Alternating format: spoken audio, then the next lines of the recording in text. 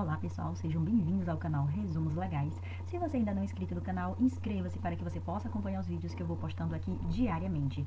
Na aula de hoje, nós vamos continuar no eixo temático número 5 do bloco 4, onde nós vamos tratar sobre a Lei 14.457 de 2022. Esta lei vai instituir o programa Emprega Mais Mulheres e também vai alterar alguns dispositivos da CLT. Aqui no artigo 1º nós temos a seguinte redação. Fica instituído o programa Emprega Mais Mulheres, destinado à inserção e à manutenção de mulheres no mercado de trabalho por meio da implementação das seguintes medidas. E aí, a redação vai apontar 7 medidas que vão apoiar a inserção da mulher no mercado de trabalho. Nós temos aqui a primeira medida, que é o apoio à parentalidade na primeira infância. A segunda medida, apoio à parentalidade por meio também de flexibilização do regime de trabalho. 3. Qualificação das mulheres. 4. Apoio ao retorno das mulheres após o término da licença maternidade. 5. Reconhecimento de boas práticas na promoção da empregabilidade, concedendo a algumas instituições o selo Emprega Mais Mulher.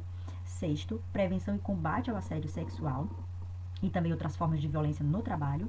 E 7. Estímulo ao microcrédito para mulheres. Vamos iniciar falando do apoio à parentalidade, que vai conceder reembolso creche e também o incentivo e a manutenção de instituições de educação infantil.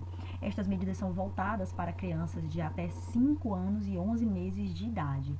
O reembolso creche é um benefício que ele está previsto na legislação previdenciária e consiste em um valor que pode ser pago pelo empregador ao empregado.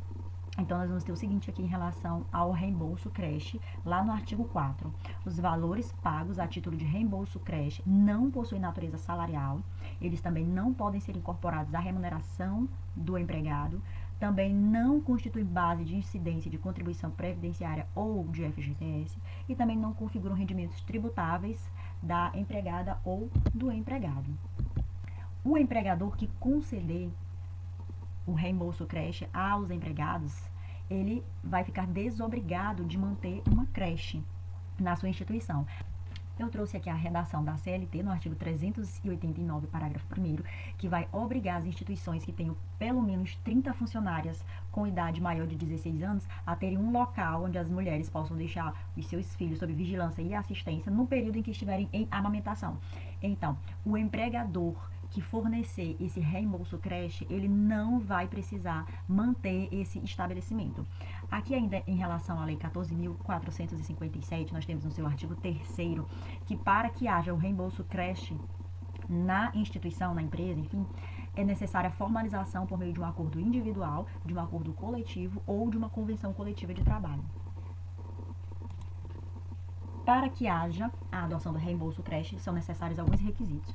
O primeiro requisito que nós temos aqui é o empregado vai escolher a creche ou a pré-escola no qual estará o seu filho ou sua filha.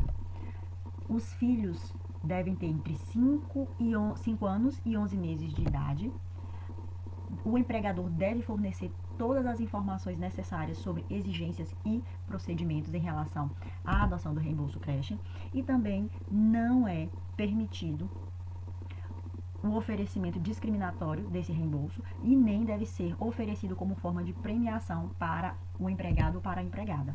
O artigo 6º vai dizer o seguinte: o Sistema S pode manter instituições de educação infantil destinadas aos dependentes dos empregados e das empregadas vinculadas às atividades econômicas a eles correspondentes. Nós temos aqui que este dispositivo é voltado ao SESI, SESC e ao SEST.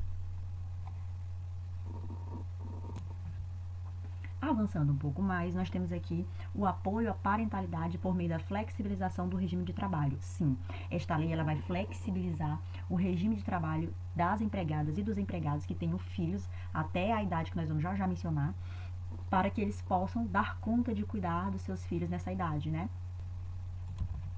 Nós temos aqui no artigo 7º que a prioridade para trabalhar em teletrabalho, trabalho remoto ou trabalho à distância é para as empregadas e os empregados que têm filhos, enteados ou crianças sob sua guarda judicial com até 6 anos de idade, ou, nesta mesma situação, a pessoas que tenham deficiência, e aí não tem um limite de idade. Agora eu quero chamar a atenção para um detalhe. A CLT, no seu artigo 75F, vai dar esta mesma orientação em relação à prioridade para trabalhar em teletrabalho, trabalho remoto, mas para uma idade inferior, até 4 anos de idade, enquanto a lei que nós estamos tratando aqui, 14.457, vai dar uma idade bem maior, até 6 anos de idade. Então, isso aqui é uma informação importante para levar para a prova. O empregador também pode, segundo o artigo 8º, conceder uma ou mais das vantagens dos incisos de 1 a 5, baseado no seu poder diretivo, poder gerencial, mas também levando em consideração a vontade dos empregados. E aqui nós temos as seguintes medidas. Medida número 1, adotar um regime de tempo parcial para o empregado ou para a empregada que tenha sob sua guarda filho, enteado, com até 6 meses de idade ou com deficiência, isso aqui com o objetivo de promover a conciliação entre o trabalho e a parentalidade. O inciso 2 vai falar também sobre o regime especial de compensação de jornada de trabalho, adotando aqui um banco de horas. O item 3, jornada de trabalho de 12 por 36 horas ininterruptas de descanso. Item 4, antecipação de férias individuais. E item 5, horários de entrada e saída que sejam flexíveis. Agora, com relação o horário parcial ou com relação à antecipação das férias, há uma limitação no dispositivo porque estas medidas só podem ser adotadas para crianças até o seu 2º ano de idade. Então, nós temos aqui uma informação importante para levar para a prova. Outra informação é em relação às medidas de que tratam estes artigos que nós havíamos falado. Elas têm que ser formalizadas por meio de acordo individual ou de acordo coletivo ou até mesmo uma convenção coletiva de trabalho. E outra observação importante ainda em relação a este artigo é que o prazo fixado no parágrafo 1º, que nós acabamos de mencionar, aplica-se inclusive para o empregado ou para a empregada que tiver filho enteado ou pessoa sob sua guarda judicial com deficiência. Então, a lei também tem essa proteção à criança que tenha deficiência. No seu artigo 9º, é interessante mencionar que quando o empregado tem horas no banco de horas acumuladas que sejam a favor do empregador, elas serão descontadas das verbas rescisórias. Mas se ele tiver horas acumuladas que sejam ao seu favor, a favor do próprio empregado ou da própria empregada, elas serão pagas justamente com as verbas rescisórias, no caso em que haja aqui uma rescisão do contrato de trabalho. Com relação à antecipação das férias, o empregador ele pode optar por fazer o pagamento do 1/3 das férias após a concessão das férias, até a data em que for devida a gratificação natalina prevista. Avançando, a lei ela vai apontar medidas para a qualificação das mulheres. Basicamente, se dividem em medidas de 2 tipos. A primeira diz respeito à suspensão do contrato de trabalho para a qualificação profissional, e a segunda diz respeito ao estímulo à ocupação das vagas de gratuidade dos serviços sociais autônomos. Vamos analisar cada uma delas. Suspensão do contrato de trabalho para qualificação profissional. O artigo 15, ele vai tratar do seguinte: a empregada pode fazer uma requisição formal dizendo que pretende fazer uma qualificação profissional. Então, a partir daí, o empregador ele vai poder suspender o contrato de trabalho dessa empregada para que ela possa participar desse curso ou desse programa de qualificação profissional que é oferecido. Agora, nós temos algumas considerações em relação a este artigo. A primeira, a suspensão do contrato de trabalho para que a empregadora possa fazer sua qualificação profissional precisa ser formalizada por meio de um acordo individual, de acordo coletivo ou de convenção coletiva de trabalho. O parágrafo 2º vai falar do seguinte: os cursos e os programas de qualificação, eles devem priorizar a ascensão profissional da empregada ou devem ser voltados para a área com baixa participação feminina. Aí ele vai dar o exemplo, né? Ciência, tecnologia, desenvolvimento e inovação.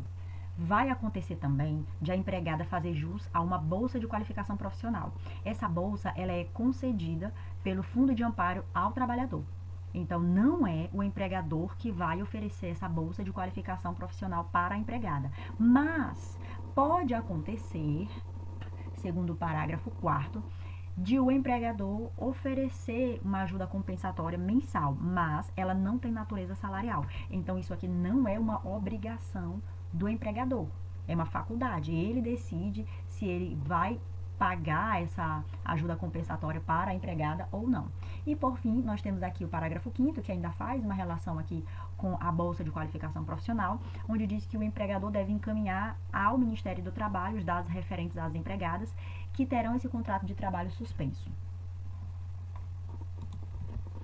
Agora, o parágrafo 6º vai dizer o seguinte: se ocorrer durante o período de suspensão do contrato de trabalho ou até nos 6 meses depois dessa suspensão, quando a empregada retornar ao trabalho, se ocorrer a dispensa dela, o empregador, ele vai, além de pagar as parcelas indenizatórias devidas à empregada, também vai pagar uma multa no valor mínimo de 100% sobre o valor da última remuneração da empregada. Mas o valor exato, no mínimo é 100%, mas o valor exato vai ser estabelecido em uma convenção e um acordo coletivo. Então, a redação é a seguinte: parágrafo 6º. Se ocorrer a dispensa da empregada no transcurso do período de suspensão ou nos 6 meses subsequentes ao seu retorno ao trabalho, o empregador pagará à empregada, além das parcelas indenizatórias previstas na legislação, multa a ser estabelecida em convenção ou em acordo coletivo, que será de, no mínimo, 100% sobre o valor da última remuneração mensal anterior à suspensão do contrato de trabalho.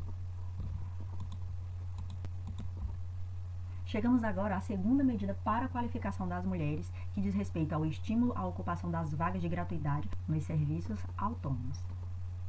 Aqui é o seguinte: mediante alguns ajustes e parcerias com a União, estas entidades do Sistema S podem implementar medidas que vão estimular a matrícula de mulheres nos cursos de qualificação. Se isso acontecer, esses serviços nacionais de aprendizagem, do Sistema S, vão desenvolver ferramentas de monitoramento e também de estratégias para a inscrição e a conclusão dos cursos por mulheres. E aí, novamente, a lei vai destacar as áreas em que se dão essa atenção especial, que são áreas de ciência, de tecnologia, desenvolvimento e inovação. O parágrafo 2º, ele vai dizer o seguinte: esses cursos são priorizados para mulheres que são hipossuficientes, vítimas de violência doméstica e familiar e que tenham registro de ocorrência policial. Chegamos agora em uma outra medida que vai tratar do apoio ao retorno ao trabalho após o término da licença maternidade. Nós vamos ter aqui duas medidas que a lei nos traz. A primeira é suspensão do contrato de trabalho de pais empregados, aqui realmente é pais, e flexibilização da programação da licença maternidade da empresa cidadã. No artigo 17, nós vamos ter o seguinte: o empregado vai fazer uma requisição formal ao empregador e ele poderá suspender o contrato de trabalho do empregado que tenha um filho cuja mãe tenha encerrado o período de licença maternidade. Agora vamos lá, vamos explicar direitinho isso aqui.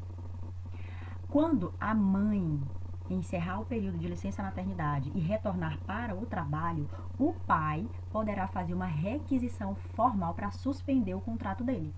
Mas para quê? A lei vem trazer a finalidade.